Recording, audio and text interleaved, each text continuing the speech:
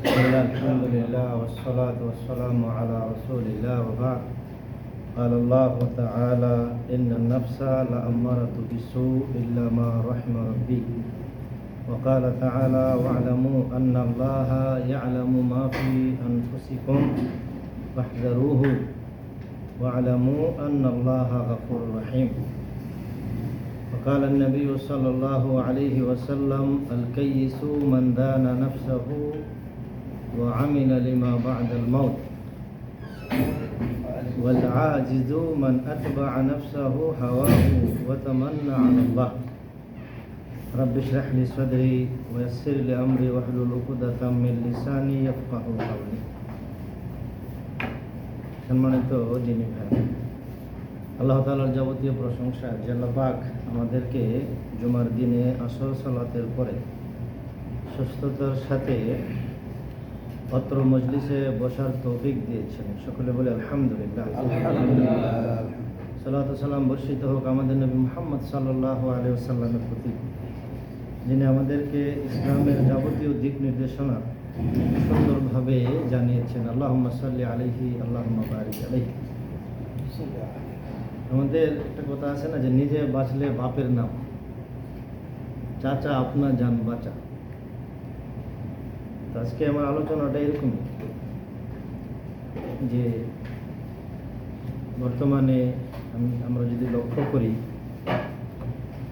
ব্যক্তি, পরিবার, সমাজ, এমনকি রাষ্ট্র অন্যের সমালোচনায় খুব মনোযোগী। শুধু আঙ্গুলটা এদিকে যায়, কোনো জায়গায় আমরা দেখি না আঙ্গুলটা এদিকে আসতে।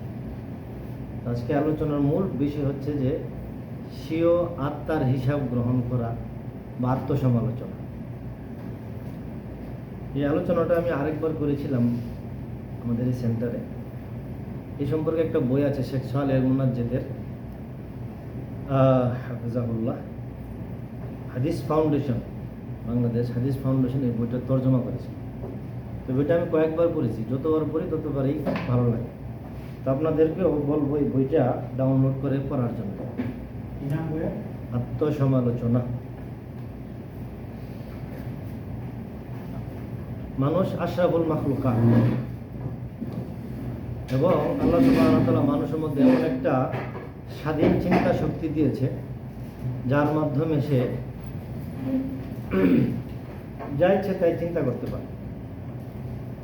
আর এই জন্যে এই নফস বা এই মনের মধ্যে তিন ধরনের অবস্থা বিরাজমান করে সময়ে সময়ে মানুষের। কখনো প্রশান্ত, কখনো ভৎসনাকারী, কখনো মন্দপ্রবণ।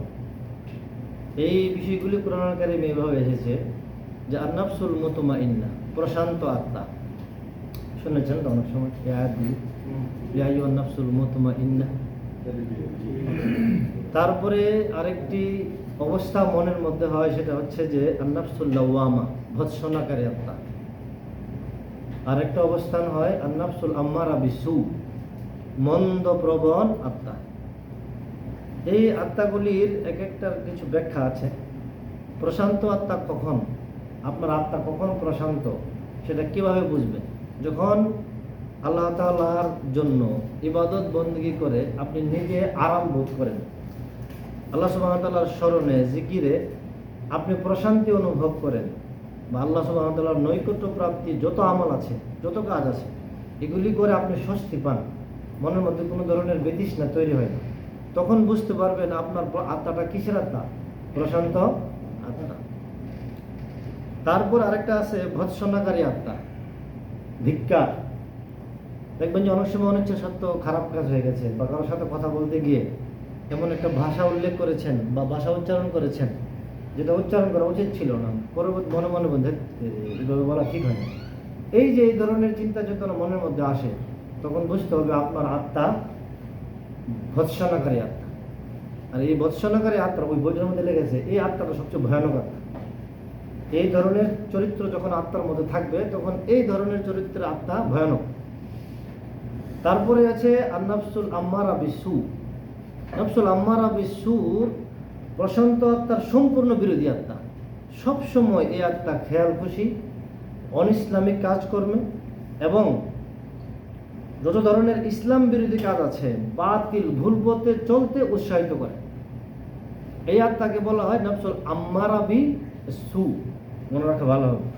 আর আলোচনাটা পরে আসবে, আমি সংক্ষেপ করে নিয়ে আসি। আত্মা স্বভাবগতভাবে জাহেল, জালেম, ফাসিক হয়। সে ডিসি ভোল্টেজের মতো।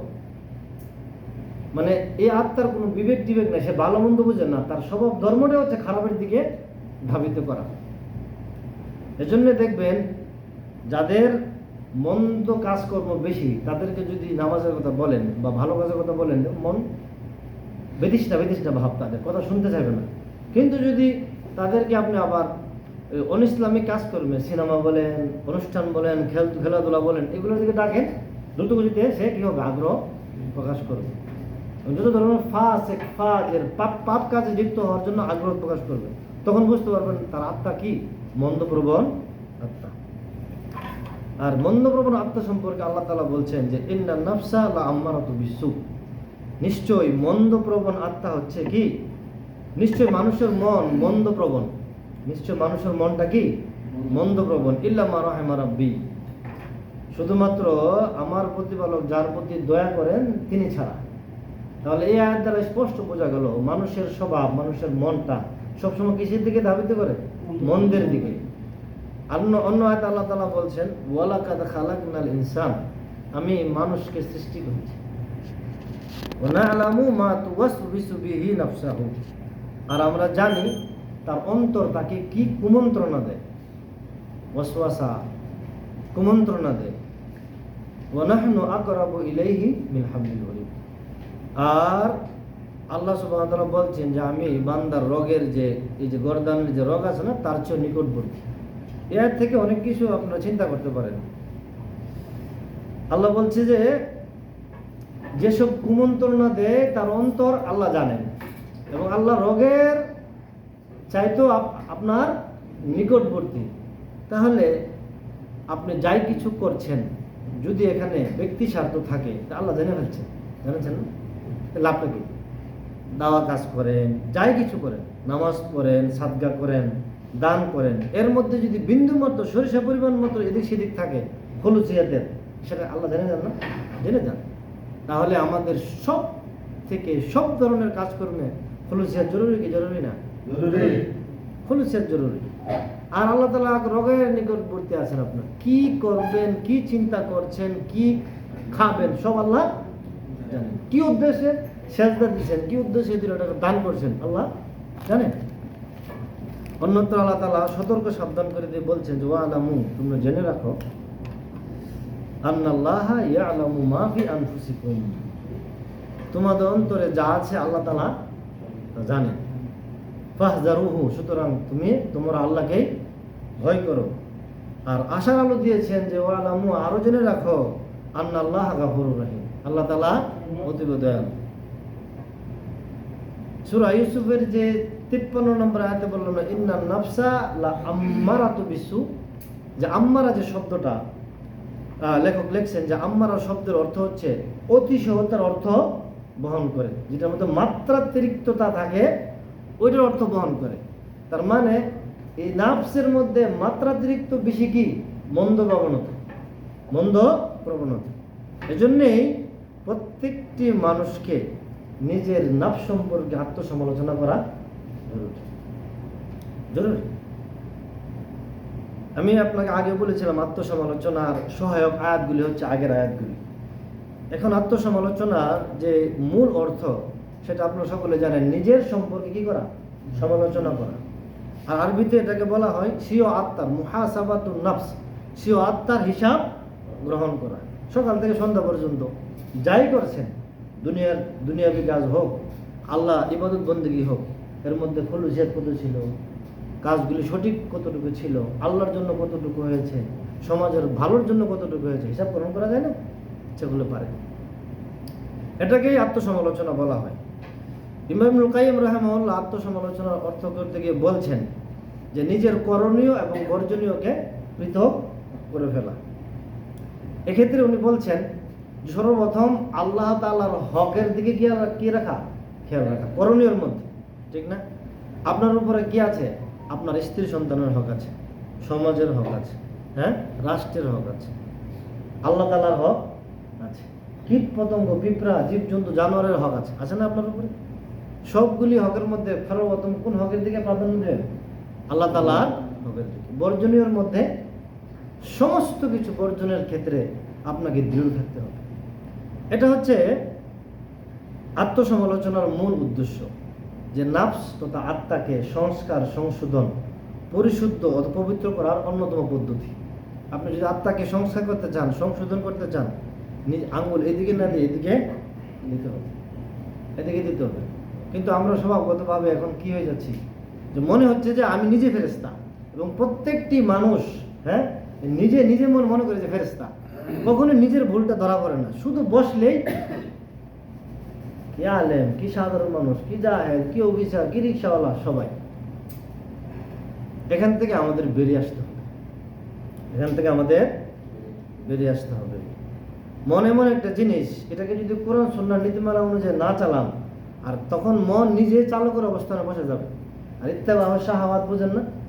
ইত্তেবা শাহাওয়াত কি? যে কুপবিত্রের অনুসরণ। যখন আপনি কুপবিত্রের অনুসরণ করবেন, তার মানে আপনি মনকে চালকের আসনে বসিয়ে দিবেন, মন যা চায় তাই করবেন। আর মনের স্বভাবগত ধর্ম কি?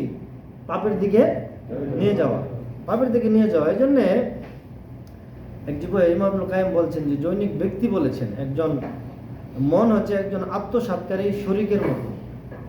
শরীকে পার্টনারশিপ ব্যবসা করেন না, তার যদি হিসাব নিকাশ না রাখেন, ইচ্ছা তাহলে আত্মসাৎ করে দেবে সম্পত্তি। ঠিক এরকম ভাবে মনের যদি আপনি নিয়ন্ত্রণ না রাখতে পারেন, তো মন আপনাকে ধ্বংস করে ছাড়বে।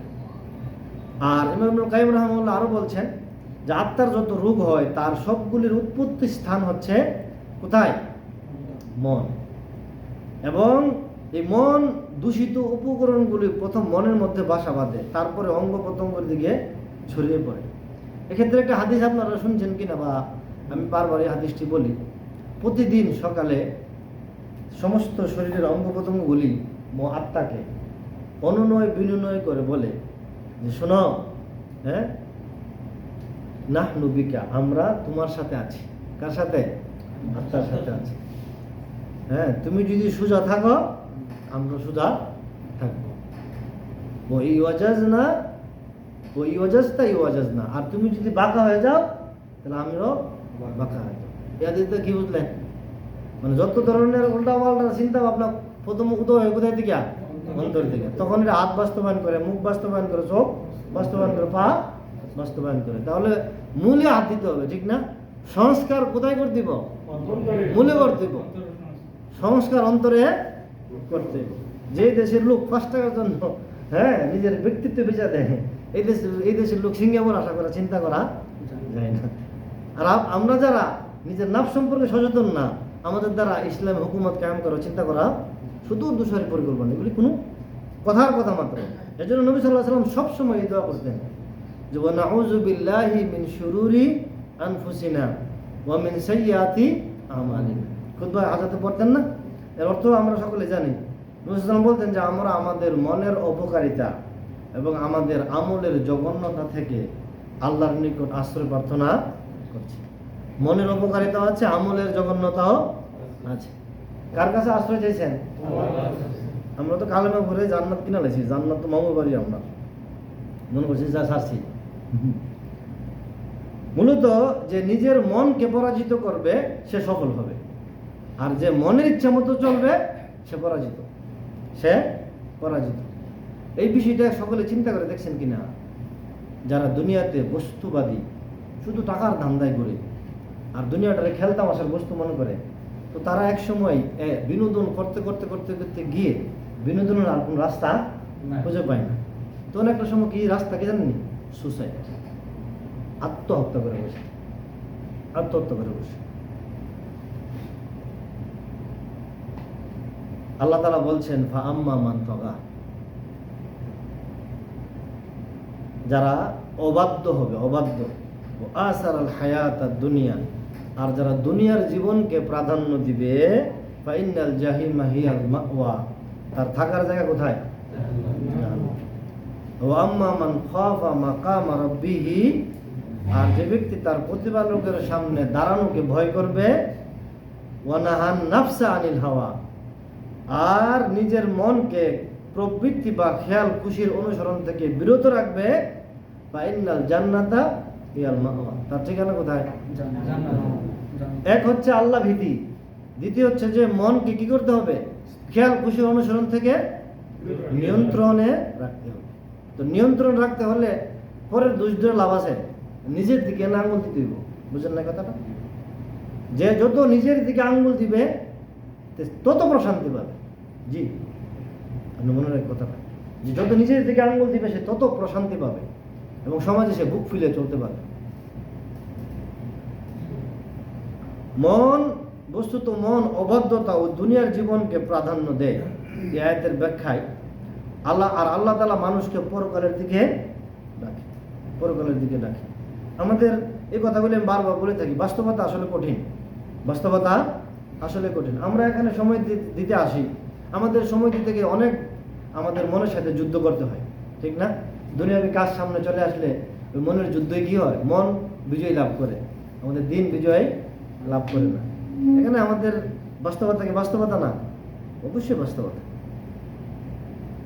জি, হাসান বসরি রাহিমাহুল্লাহ বলছেন, নিশ্চয় যতক্ষণ কোনো বান্দার মুহাসাবা করার সদিচ্ছা থাকবে এবং নিজের ভিতরে একটা উপদেশ, সৎ উপদেশদাতা থাকবে, ততক্ষণ সে সৎ পথে থাকবে। সাদ্দাদ বিন আউস রাদিয়াল্লাহু আনহু থেকে বললেন, তিনি বলছেন রাসূল সাল্লাল্লাহু আলাইহি সাল্লাম বলেছেন, আল কাইয়িসু মান দানা নাফসাহু, বুদ্ধিমান সেই ব্যক্তি যে নিজের মনের উপর নিয়ন্ত্রণ বজায় রাখে, সে বুদ্ধিমান। মন যাচাই তা করে না, আল্লাহ যাচাই তা করেন। ওয়া আমিলা লিমা বাদাল মউত, আর সে পরকালের জন্য কি করে? আমল করে, পরকালের পরবর্তী জীবনের জন্য সে কাজ করে। আমাদের দুনিয়াবি সকাল থেকে সন্ধ্যা পর্যন্ত যদি আমরা কিসমাইন করি, দুইটা ভাগ করি, কোন ভাগ করে ওজন করি, কোনটা দুনিয়া, একটা দুনিয়ার একটা আখেরাতের, কোনটা ভালো ভাল্লাটা বাড়িব, কোন ভাল্লাটা বাড়িয়ে দেবো? ওই চুস করে কইলে বা হাসি দাঁড়াই দিচ্ছি, হাসিতে দিয়েছি যা দুনিয়ার ভাল্লাটা বাড়িব। সুবহানাল্লাহ, যে এখানেই আমাদের দুর্বলতাটা।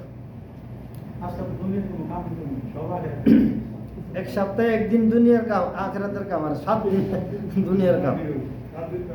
তো তারপরে বলছে যে ওয়াল আজিজু মান আতবা নাফসাহু হাওয়া, আর নির্বোধ বোকা হচ্ছে ওই ব্যক্তি যে নিজের মনকে তার কামনা বাসনার অনুগামী বানায়, মন যা চায় সেই করে।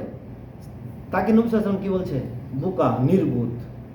ওয়াতামান্না আলাল্লাহ, আর সে মনে করে যে আল্লাহর কাছে ওহিত আশা রাখে, কালিমা তো পড়ছিও, জান্নাত তো মামার বাড়ি কলা হই, একদিন একদিন জান্নাত তো জামো হই। হ্যাঁ, এই ধরনের আশা আছে। এটার মধ্যে আমি এক ধরনের এই দেখি আল্লাহর শাস্তিকে তুচ্ছ মনে করে দেখি।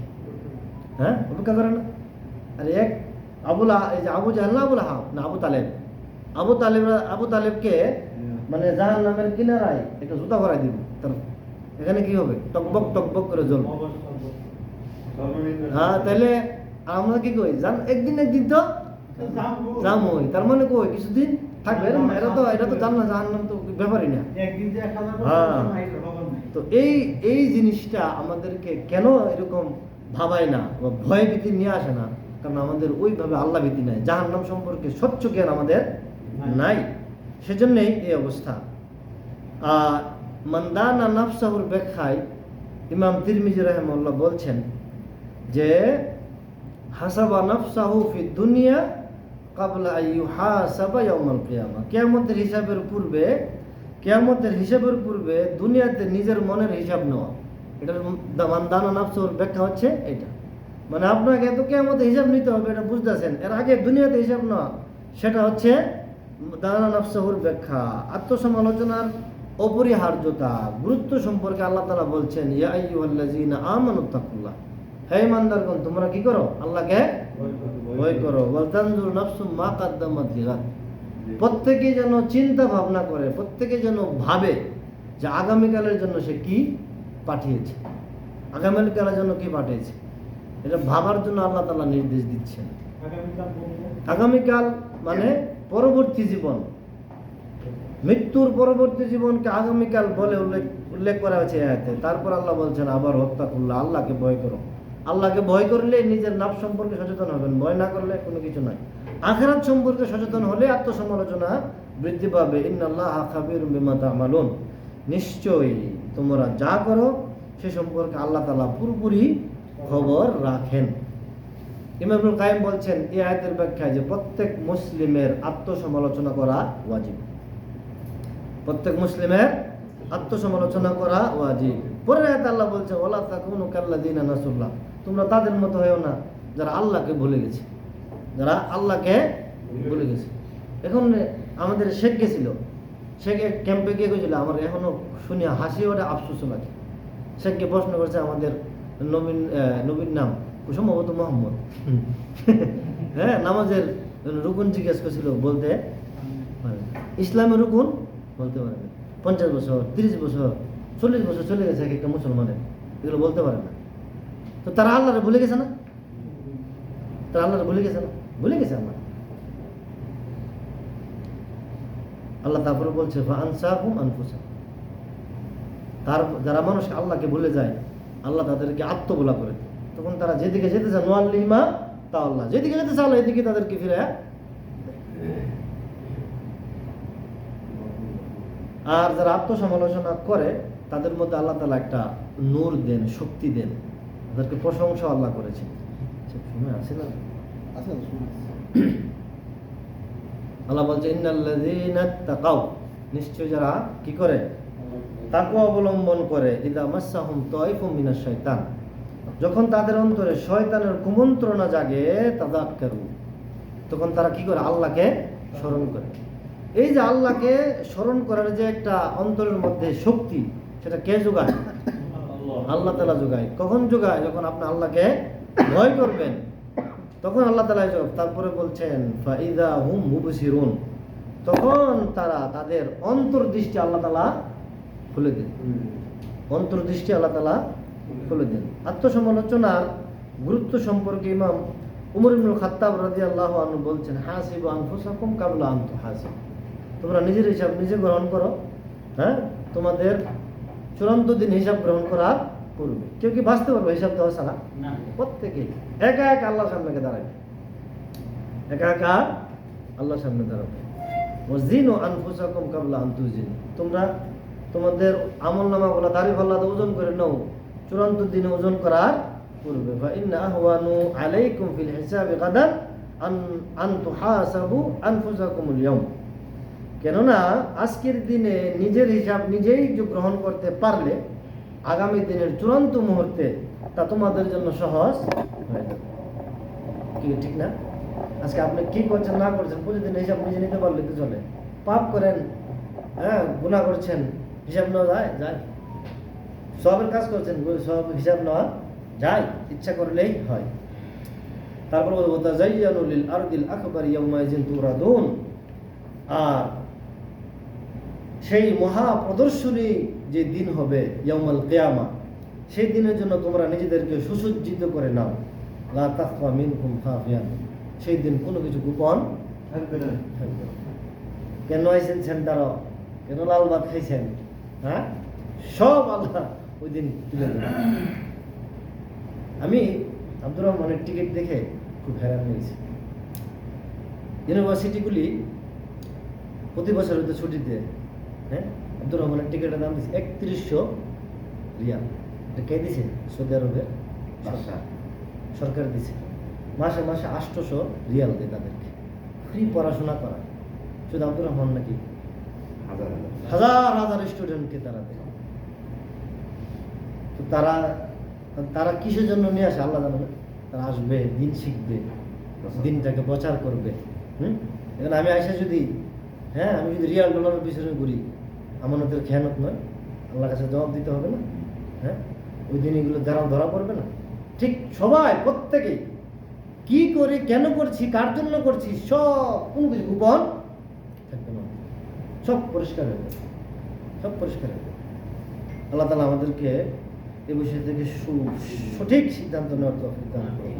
ইমাম শাফি বলছেন আকালুন নাস, বুদ্ধিমান সেই ব্যক্তি, জ্ঞানী সেই ব্যক্তি মান তারাকা দুনিয়া কাবলা আন তুতরাকা, দুনিয়া পরিত্যাগ করার পূর্বে দুনিয়াকে সে পরিত্যাগ করে ফেলে। পরিত্যাগ করার পূর্বে সে দুনিয়াকে পরিত্যাগ করে, সে বুদ্ধিমান। ও আনা রাকাবরা হোক কাবলা ইউসকানা, আর কবরকে সে আলোকিত করে কবরে বসবাস করার পূর্বে। তারপরে বলছে ওয়াল আরদা রাব্বাহু কাবলা ইয়ালকা, সে তার প্রতিপালককে সন্তুষ্ট করে তার সাথে সাক্ষাৎ করার পূর্বে।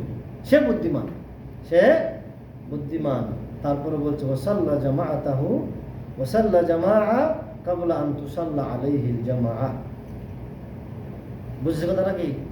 তোমরা জামাতে সালাত আদায় করো, তোমার উপরে জামাতে সালাত আদায় করার পূর্বে। ওয়াহাসাবা আনফুসাকুম কাবলা আন তুহাসাবা, আর নিজের হিসাব নিজে গ্রহণ করো চূড়ান্ত দিন হিসাব গ্রহণ করার পূর্বে।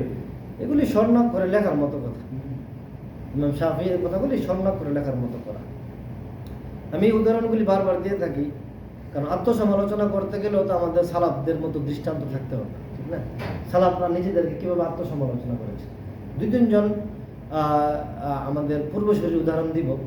তার মধ্যে একজন উমর ইবনুল খাত্তাব রাদিয়াল্লাহু আনহু, ওনার নিজের সম্পর্কে উনি কীভাবে আত্মসমালোচনা করতেন।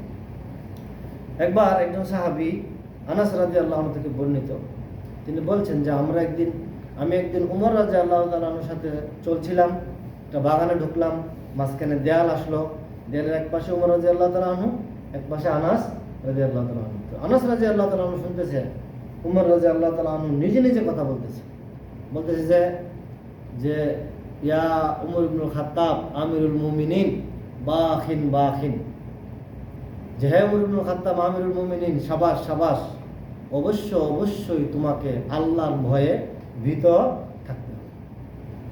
কে বলতেছে? উমর রাদিয়াল্লাহু আনহু নিজে বলতেছে। আর যদি এই অবস্থা তোমার না হয় তাহলে আল্লাহ তাআলা অবশ্যই তোমাকে কি করবেন? শাস্তি দিবেন। হুযায়ফা ইবনে ইয়ামান রাদিয়াল্লাহু আনহু ছিলেন না? ওনার কাছে কিছু গোপন তথ্য থাকে, হ্যাঁ? মদিনার কারা মুনাফিক ছিল, লিস্টটা ছিল ওনার কাছে। তখন ওমর রাদিয়াল্লাহু তাআলা আনহু বিষয়টা জানতে পেরে উনি দ্রুত ওনার কাছে গিয়ে বলছে যে আমি জানি তোমার কাছে মদিনার মুনাফিকের লিস্ট আছে, আমার নাম এই লিস্টের মধ্যে আছে কিনা তুমি বলো। কার কথা? উমর। ওনার জীবিত থাকা অবস্থায় ওনার ঠিকানা কোথায়? যেদিকে হাটে এদিকে শয়তান।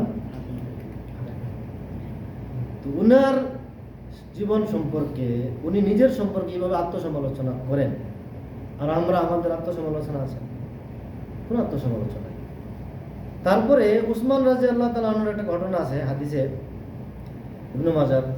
উনি কবরের সামনে গেলে কাঁদতেন, কবরের সামনে গেলে কাঁদতে দাড়ি ভিজে যেত। তো সাহাবায়ে কেরাম জিজ্ঞেস করতেন যে আপনি জান্নাত জাহান্নামের বর্ণনা শুনলে কাঁদেন না, কিন্তু কবরের সামনে আসলে আপনি কাঁদেন, ঘটনা কি? তখন বলছে শোনো, নবী সাল্লাল্লাহু আলাইহি সাল্লামকে আমি বলতে শুনেছি, তিনি বলছেন যে কবর হলো পরকালের প্রথম মঞ্জিল। কবর হলো পরকালের প্রথম মঞ্জিল। এখানে যদি কেউ মুক্তি পায় তাহলে তার পরের মঞ্জিলগুলি কি হবে? তার জন্য সহজ হয়ে যাবে। আর এখানে যদি কেউ মুক্তি না পায় তাহলে তার পরের মঞ্জিলগুলো আরো কি হবে? কঠিন হয়ে যাবে। শোনো, রাসূল সাল্লাল্লাহু আলাইহি ওয়াসাল্লাম বলেছেন আমি কবরের চাইতে ভয়ঙ্কর কোনো দৃশ্য আর দেখি। এই জন্য উনি কান্না করেন। আমরা তখন কবরের সামনে আসা যাওয়া করি, সালাম পর্যন্ত দিই। কবরের দেওয়া সালাম দেওয়া আদব আছে না? এই সুন্নত আমল আমাদের নাই। কান্না তো দূরের কথা, কান্না দূরের কথা। এই সমস্যা হচ্ছে যে আমরা আমাদের দিকে আঙ্গুল না দিয়ে অন্য দিকে আঙ্গুল দিয়েছি। হানজালা রাদিয়াল্লাহু আনহার এক ঘটনা, কাঁদতে আবু বকর রাদিয়াল্লাহু আনহু দিকে যাইতেছে। আবু বকর রাদিয়াল্লাহু আনহু দেখে বলতেছে যে হানজালা কাঁদছো কেন? ঘটনা কি? বলছে হানজালা মুনাফিক হয়ে গেছে। কি হয়েছে? হানজালা মুনাফিক হয়ে গেছে। আরে হানজালা তুমি কি বলছো? কেন এই কথা বলতেছো? তখন বলতেছে হানজালা শুনেন, আমরা যখন নবী সাল্লাল্লাহু আলাইহি ওয়াসাল্লামের সাথে থাকি, ওনার সামনে বসে যখন আমরা জান্নাত জাহান্নামের বর্ণনা শুনি, তো আমাদের মনের অবস্থা এমন হয় যেন আমরা জান্নাত দেখতে পাইতেছি, যেন আমরা জাহান্নাম দেখতে পাইতেছি। কিন্তু যখনই আমি আমার পরিবারের কাছে ফিরে আসি, দুনিয়াবী কাজকর্মের সাথে জড়িয়ে পড়ি, তখন আমার মনের অবস্থা ওইরকম থাকে না। তখন আমি নিজেকে মনে করি কি আমি তখন আবু বকর রাদিয়াল্লাহু তাআলা বলছে সুবহানাল্লাহ, আর এই অবস্থা তো আমারও হয়। চলো নবী সাল্লাল্লাহু আলাইহি ওয়াসাল্লামের কাছে। আমরা হলে কি করতাম? অ্যান্টিবায়োটিক দিয়ে দিতাম, আর জরুরি টেনশন করুন, তো এটা হয়, টেনশন করুন। কিন্তু উনি কি করছেন? চলো, আমারও তো অবস্থা হয়। নবী সাল্লাল্লাহু আলাইহি ওয়াসাল্লামের কাছে গিয়ে বলছেন আল্লাহ রাসূল এই ঘটনা। তো নবী সাল্লাল্লাহু আলাইহি ওয়াসাল্লাম বলছেন যে শোনো, আল্লাহর কসম করে বলছি, আমার কাছে থাকা অবস্থায় তোমাদের ঈমান যে অবস্থায় থাকে, এই অবস্থা যদি তোমরা সব সময় ধরে রাখতে পারতা, তাহলে ফেরেশতারা হাটে ঘাটে তোমাদের সাথে কি করতো? মুসাফা করতো। ওয়ালাকিন ইয়া হানজালা সাআতান, শোনো হানজালা, সময় সময় ঈমানের কি হয়? ওঠানামা হেরফের হয়। এই হাদিস থেকে আকীদার বিষয় আছে, ঈমান কমেও কি বাড়েও। তো আত্মসমালোচনার মূল যে শিক্ষা সেটা হচ্ছে যে আমরা পরের দিকে আঙ্গুল দেওয়ার আগে নিজের দিকে আঙ্গুল দিই। এটা হচ্ছে আত্মসমালোচনার মূল শিক্ষা। আমি পরিশেষে বলবো, আত্মসমালোচনা আমাদেরকে পার্থিব জীবনে দায়িত্বশীলতা সৃষ্টি করে। একজন মানুষের সে যদি আত্মসমালোচনা করে তার মধ্যে দায়িত্বশীলতা সৃষ্টি হয়, পরকালীন জবাবদিহিতার চিন্তা চেতনা তার মধ্যে বৃদ্ধি পায়। আত্মসমালোচনা অন্যের ভুল ত্রুটি ধরার পূর্বে নিজের ভুল ত্রুটি ধরতে শিক্ষা দেয়। আসুন আমরা সকলেই ইহকালীন ও পরকালীন মুক্তির আশায় প্রত্যেকেই প্রতিদিন নিজের আত্মসমালোচনা আকুলু কাউলি হাযা ওয়া আস্তাগফিরুল্লাহ ওয়া লাকুম ফাস্তাগফিরু ইন্নাহু হুয়াল গাফুরুর রহিম। আসসালামু আলাইকুম ওয়া রাহমাতুল্লাহ। আসসালাম।